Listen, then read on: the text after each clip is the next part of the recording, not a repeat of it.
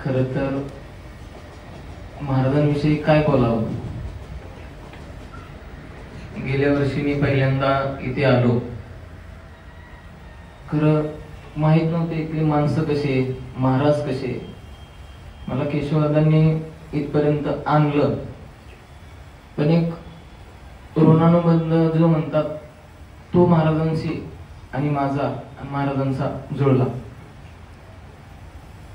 आतापर्यंत मी खूप कथा ऐकल्या, खूप म्हणजे जवळजवळ माझं वय आहे 25 वर्ष, पण माझे परमार्थात जवळजवळ 20 वर्ष गेले बघा।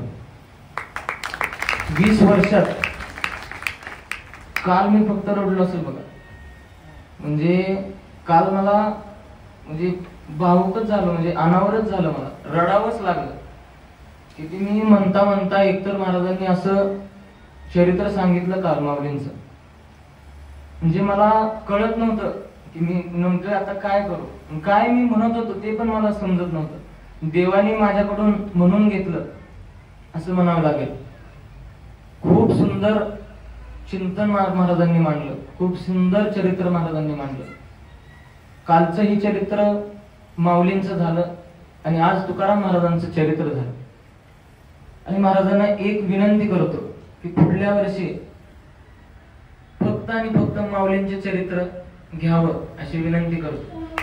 त्याच्या पुढल्या वर्षी तुकाराम महाराजांचे चरित्र घ्यावं।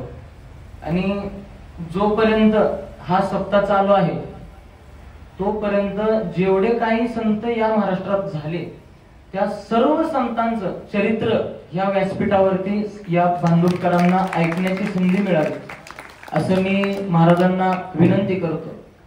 खूप सुंदर महाराजांनी चिंतन मांडलं, त्याबद्दल सर्व महाराजांचं मनापासून आभार मानतो। रामकृष्ण।